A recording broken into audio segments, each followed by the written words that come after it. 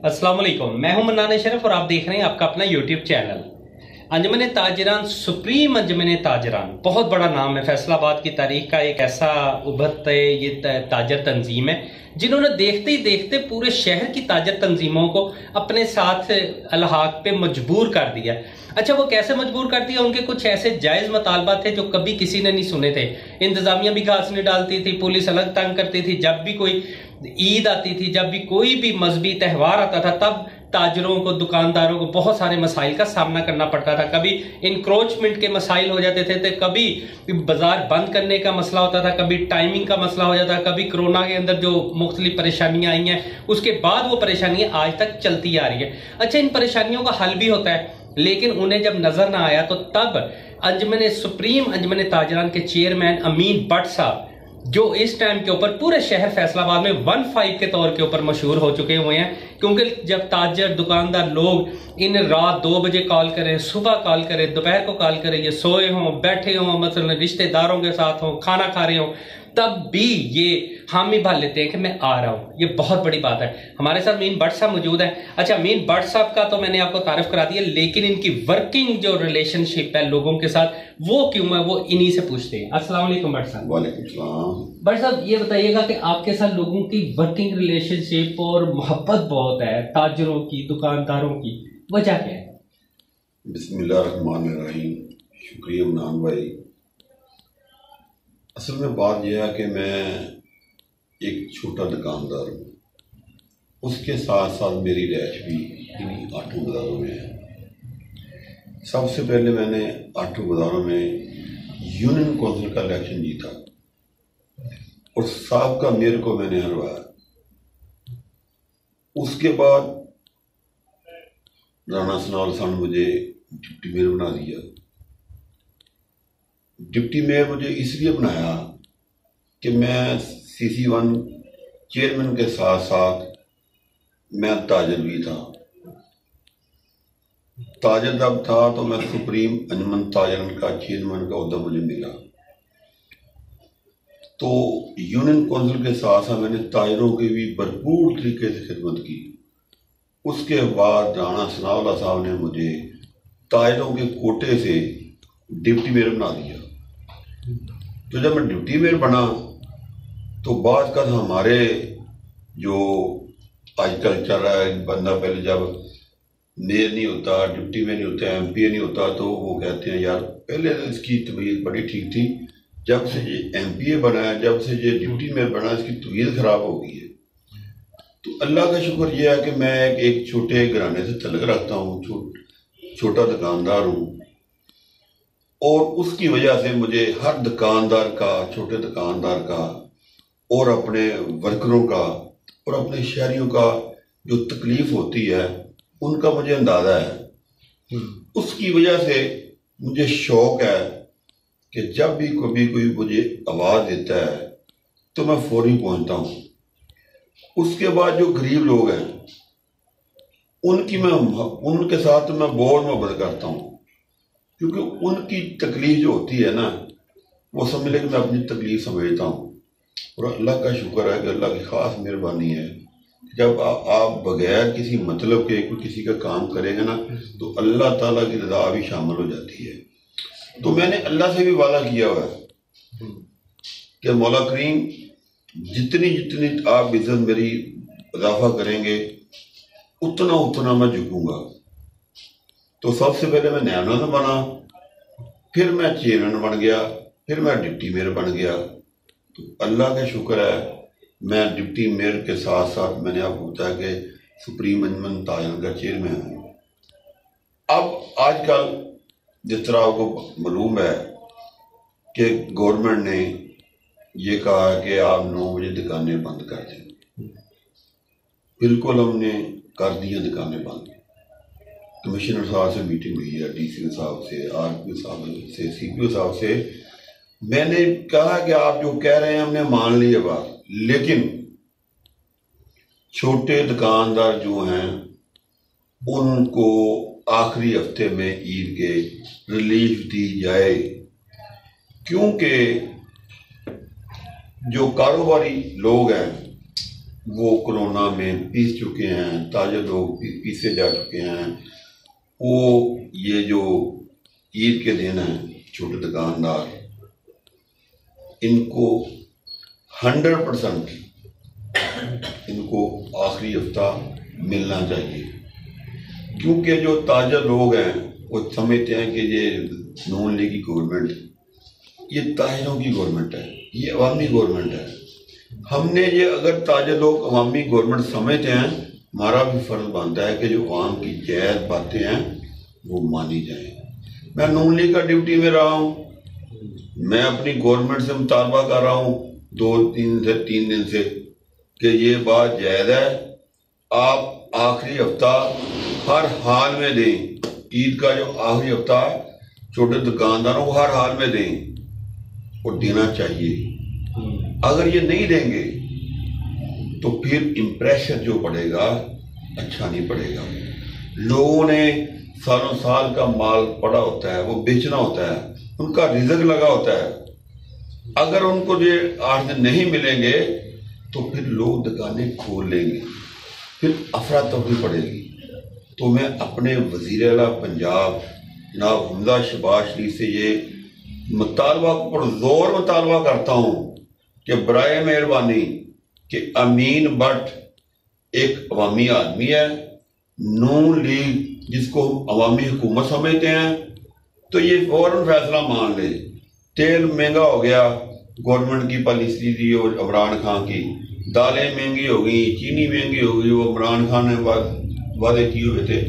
लेकिन ये जो आपने जो टाइमिंग की है ये आपने की है, आपने हमें ये 8 दिन की रिलीफ देनी है, क्योंकि ये कोरोना नहीं है, ये एक लोड शेडिंग है।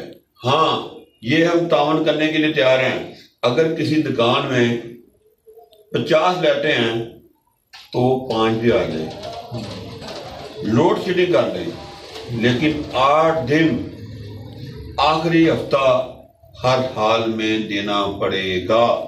सिर्फ फैसलाबाद में नहीं, पूरे पंजाब की मैं बात कर रहा हूँ, बल्कि मैं पूरे पाकिस्तान की बात कर रहा हूँ। ये ना हो कि फैसलाबाद से ये जुलूस निकले अपने हक के लिए तो पूरे पाकिस्तान में जुलूस निकल आए। इससे बेहतर यही है कि जुलूस निकलने से पहले ही ये जो हमारा जायज़ मुतालबा है ये अप्रैल 1 तक आप मान ले और चैनलों में चला दें कि जो ताजरों का ये जायज़ फैसला था हमने मान लिया है। तो तमाम ताजर, तमाम आवाम आपको खुशामदीद कहेगी। आप देखें कि 17 जुलाई को इलेक्शन भी आ रहे हैं, हम ऐसे काम कर जाएं जो हम कर सकते हैं। ठीक है, महंगाई है, पूरी दुनिया में है, हम भी मानते हैं, आप भी मानते हैं, लेकिन ये कारोबार जो बंद करना है ईद के दिनों में ये बर्दाश्त नहीं होगा। लिहाजा बराए मेहरबानी ये आपके चैनल की वसासत से मैंने दूसरे चैनलों को भी इंटरव्यू दिया है और मैंने वज़ीर आला पंजाब से और वज़ीर आज़म पाकिस्तान से ये पुरजोर अपील भी कर रहा हूँ और मुतालबा भी कर रहा हूँ कि इस बात को गौर से सुन के फौरी अमल दरामद किया जाए।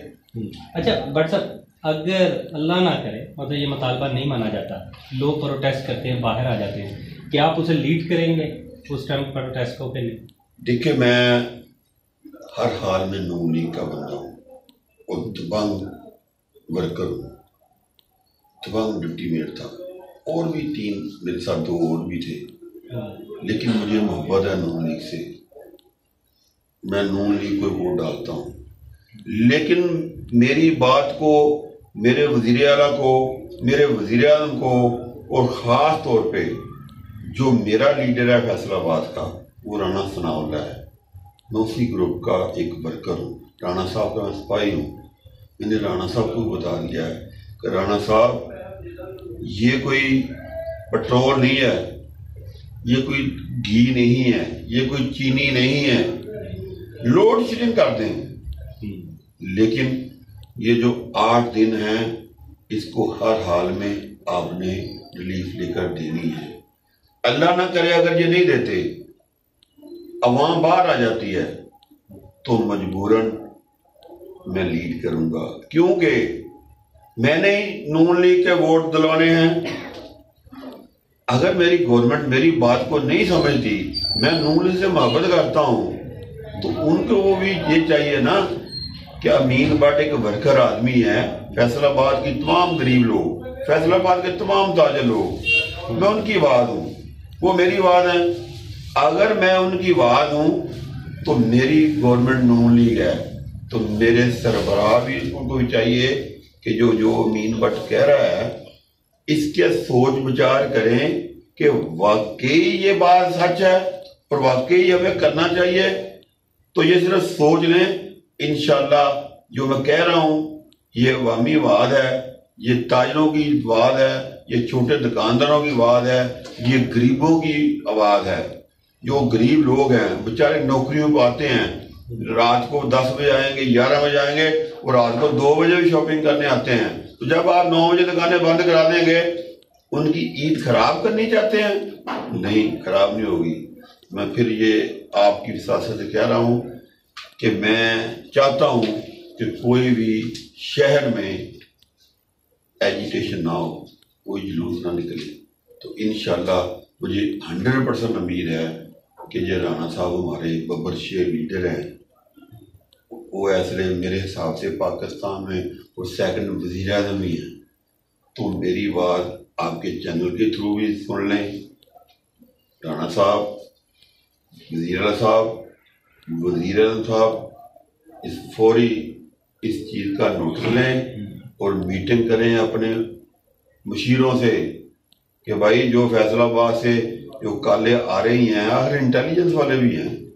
तो मैंने आपको इंटरव्यू नहीं दिया, अब आपसे पहले 41 वाले भी लेके गए हैं, दूसरे चैनल वाले ले गए हैं। तो मेरी बात पहुंचेगी। हर ताजर इस तरह बोलता नहीं है। पीटीआई की गवर्नमेंट थी, बिल्कुल मैंने इमरान खान को गलत कहा कि जब से इमरान खान आया था मनूसत तारी हुई थी मुल्क में। अब इमरान खान चला गया, ठीक है, उन्होंने मुआहदे किए हैं IMF से, आपकी मजबूरी है कि तेल महंगा करना पड़ रहा है, बाकी चीजें महंगी करनी पड़ी हैं, लेकिन ये मजबूरी नहीं है कि 8 दिन हम नहीं दे सकते, हम दे सकते हैं। तो लिहाजा मेरा आखिर में पुरजोर मुतालबा है कि इस मुतालबे को जो आखिरी 8 दिन ईद के मिलने चाहिए, वरना अगर जुलूस निकला तो अमीन भट्ट एक अवामी आदमी है, गरीबों को साथी है, ताजरों का साथी है। चैम्बर वाले जो होते हैं ना, अमूमन हर दौर में, वो चाहे पीटीआई की गवर्नमेंट आए, चाहे पीटीआई की आ जाए, चाहे नून लीग की आ जाए, चाहे पीपल पार्टी आए, जो उनका साथ देते हैं। लेकिन मैंने हमेशा नून लीग का साथ दिया है हर दौर में। पीटीआई के दौर में दबंग तरीके से चैनलों पे उनके खिलाफ बोल रहा हूँ, लेकिन मैं ये कह रहा हूँ कि मैं अपनी गवर्नमेंट से बार बार ये मुतालबा कर रहा हूँ कि आप बराए मेहरबानी इस मुतालबे को फौरी तौर पर मान लें, क्योंकि ये जायज़ मुतालबा है, नजायज़ मुतालबा नहीं है। इससे मुतालबे को जब आप तस्लीम कर लेंगे तो 24 घंटे दुकानें खुलती हैं ईद के दिनों में, अपना माल बेच लेंगे, उनकी दिहाड़ी भी लग जाएगी, गरीबों को भी, छोटे ताजरों की भी, और जो बेचारे जो काम पे जाते हैं, काम में फारग होकर अपनी शॉपिंग कर लेंगे अपने बच्चों की। लिहाजा इससे हमारी जो हो गए असरात होंगे ना नून लीग के बारे में अच्छे जाएंगे। तो मेरी ये बात एक अदना कारकुन, साहब का डिप्टी मेयर और ताजरों को सुप्रीम अंजुमन ताजरान का मैं चेयरमैन भी हूँ और CC1 का चेयरमैन भी हूँ और नून लीग का भी डिप्टी मेयर रहा हूँ।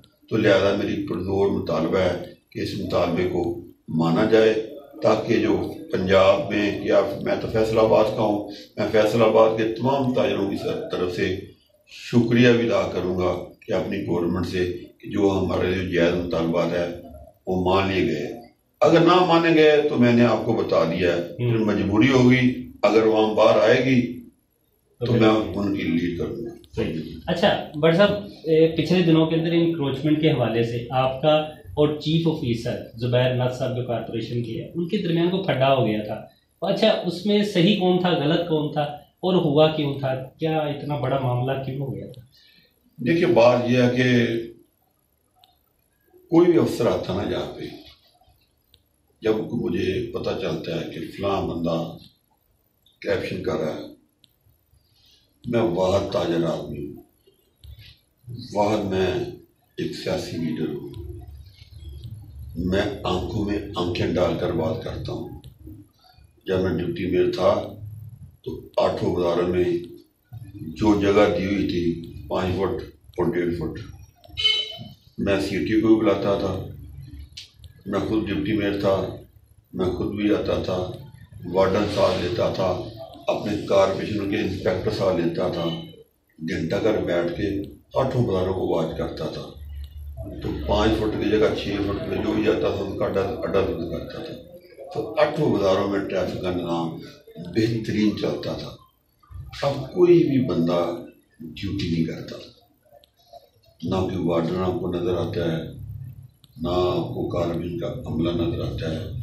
तो मैंने बार बार डिमांड करता हूँ कि भाई जिस बाज़ार में कोई कारबिन का इंस्पेक्टर है उसकी ड्यूटी है कि 5 फुट से आगे कोई जाता है उसको उठा ले, लेकिन ऐसा नहीं है। मैं फिर ये कहता हूँ ऐसा क्यों नहीं है।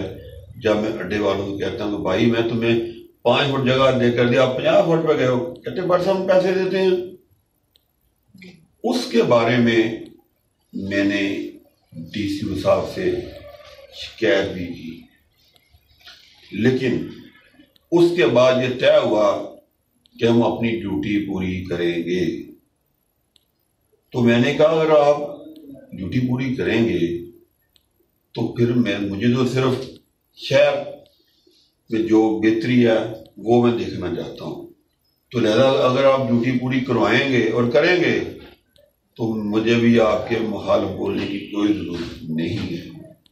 तो बात यह है कि जो भी अफसर आए वो अपनी ईमानदारी से काम करे, चाहे सीईओ हो या सीटीओ। अगर वो अपने जितने भी अपने उनके जो वार्डन हैं वो ड्यूटी 8 बाजारों में पूरी करें तो ट्रैफिक का मसला नहीं बनेगा। अगर कारपोरेशन वाले अपनी ड्यूटी पूरी करें तो इंक्रोचमेंट का मसला नहीं बनेगा। लेकिन सबसे बड़ा मसला जो हमारे ताजरों का है ना वो पार्किंग का है। तुमने राणा साहब से भी कहा है कि राणा साहब जो नून लीग के दौर में प्लाजा शुरू हुआ था, जो पुराना साहब का मेयर का कमरा हाउस है, वहाँ पे पिलर खड़े हैं। नून लीग के दौर में जैसे खड़े थे वैसे भी खड़े हैं। तो बराए मेहरबानी उस पार्किंग प्लाजे को दोबारा तमीर कराएं ताकि ये जो मेन प्रॉब्लम है शहर में पार्किंग प्लाजे की वो खत्म हो सके।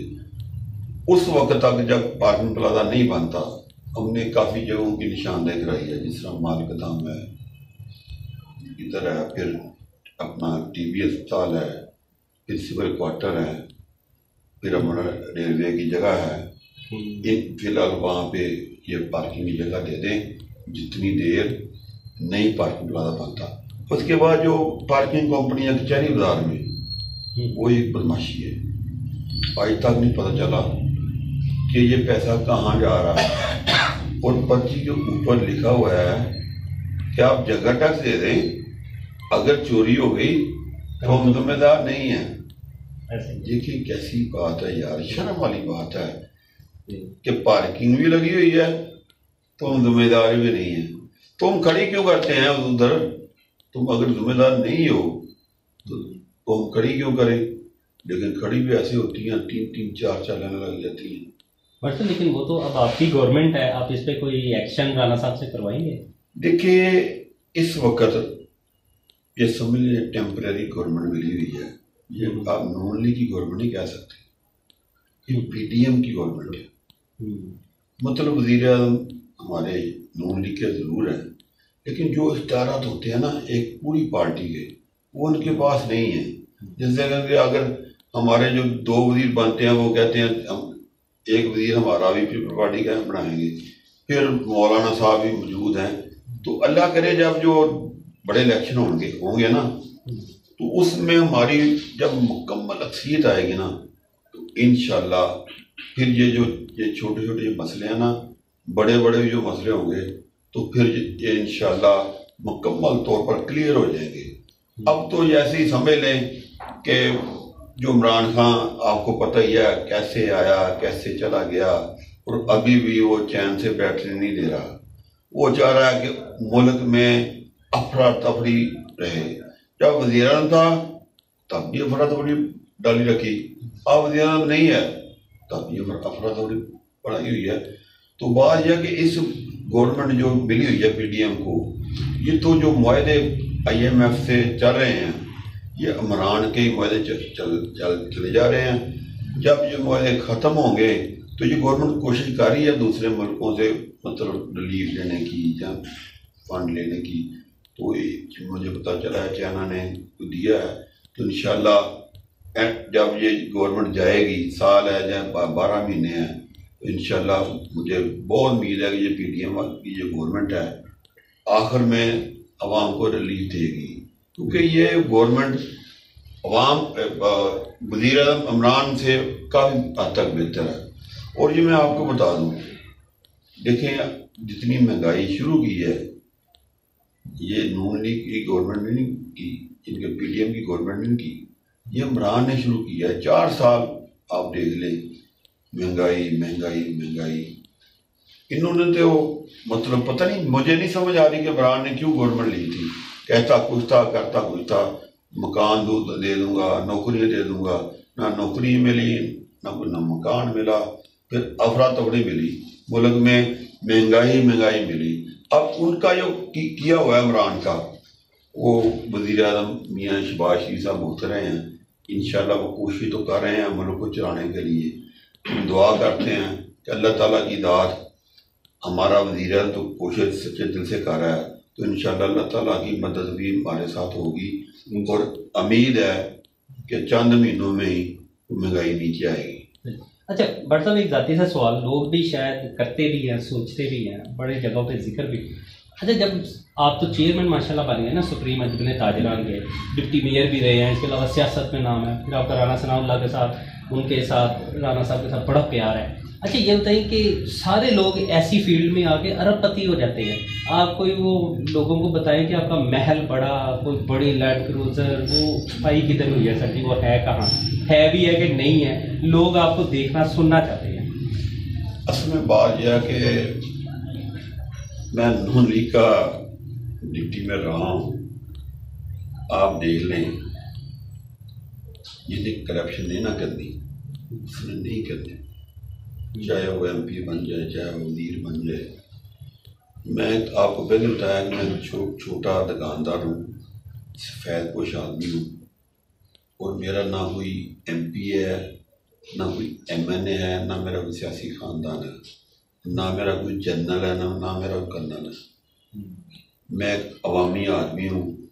मेरी जो आवाज़ भी है ना, गरीब लोग हैं, मेरी आवाज़ ताजर लोग हैं, तो इनकी दुआओं से ही मैं डिप्टी मेयर बना। अल्लाह के बाद अगर मेरी कोई सिफारिश है तो वो राना सनाउल्लाह थे, जिनको ये मालूम हुआ कि वाकई अमीन भट्ट एक छोटा दुकानदार है, तो उन्होंने मुझे डिप्टी मेयर बनाया। जब मुझे डिप्टी मेयर बनाया तो जब मैं कचहरी बाजार में उनको इस्तकबाल किया तो पूरा फैसलाबाद उन राना साहब का इस्तकबाल किया और वो खुश हुए कि वाकई मैंने ये एक सही फैसला किया है। बाकी देखें, चाहे नून लीग है या PTI वाले हैं या पीपल पार्टी वाले हैं, ये सवाल उनसे करें जिन्होंने मतलब ये बड़ी बड़ी गाड़ियां ली हैं, बड़े बड़े जहाज लिए हैं। मैं इनका जवाब अगर दूंगा ना तो कहेंगे भट्ट साहब आपको कैसे पता कि हमने ये ऐसे किया। ये सवाल, ये इंटरव्यू है ना, आप उनसे करें। मैं अपना सवाल का जवाब तो दे सकता हूँ कि भाई मैं ऐसे मतलब कारोबार कर रहा हूँ, ऐसे पहले भी ऐसे था, अभी ऐसे ही हूँ। तो इंशाल्लाह अगर अल्लाह ने चाहा, जिस तरह राणा साहब ने मुझे कहा कि आप तैयारी करें PP 111 की, तो इंशाल्लाह मैंने अल्लाह से भी वादा किया हुआ है और गरीबों से भी वादा किया हुआ है कि जब जब मुझे अल्लाह ताला की मेहरबानी से इज्जत मिलेगी तो मैं उस ज़्यादा झुकता जाऊंगा। तो मेरा ध्यान ये नहीं होगा कि मैं बड़ी गाड़ी लूँ, बड़ा बंगला लूँ। मेरा ध्यान ये है कि जब मैं मर जाऊँ ना तो मुझे लोग याद रखें कि फलां अमीन भट्ट था। तो जब उसको फ़ोन करते थे तो जिस तरह आपने मेरा तारुफ किया कि 1122 की तरह पहुंच जाते हैं, और जब सही नीयत के साथ जाएं और बगैर मतलब के पास लोगों के पास जाएंगे तो काम भी हो जाता है। तो मेरा ध्यान बड़े बड़े बंगलों की तरफ नहीं है, बड़ी बड़ी गाड़ियों की तरफ नहीं है। मैं सेहत और तंदुरुस्ती मांगता हूँ अल्लाह ताला की दात से। अगर सेहत है, तंदुरुस्ती है तो सब कुछ है। अगर मैं अरब और खरबपति बन जाता हूँ ये हराम की कमाई से, मैं अब सीधे ही आपको कहता हूँ, तो फिर मुझे सुकून नहीं आया तो कोई दौलत का फायदा नहीं है। तो लिहाजा कोशिश करनी चाहिए कि रिज़्क़े हलाल मांगे अल्लाह ताला की दात से, उससे सुकून भी मिलता है, उससे इज्जत भी मिलती है।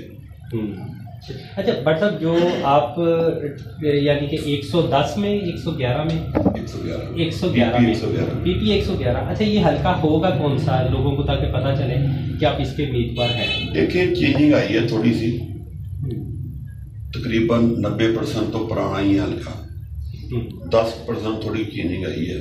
ये 8 बाजारों वाला है और गुलस्तान कॉलोनी तक जाता है। हाँ वो भी है, शकील शाह सब मिले के 90% पुराना ही है। अच्छा, 10% 1-2 इलाके थोड़ा बदले हैं, तो इंशाल्लाह कोई मसला नहीं है।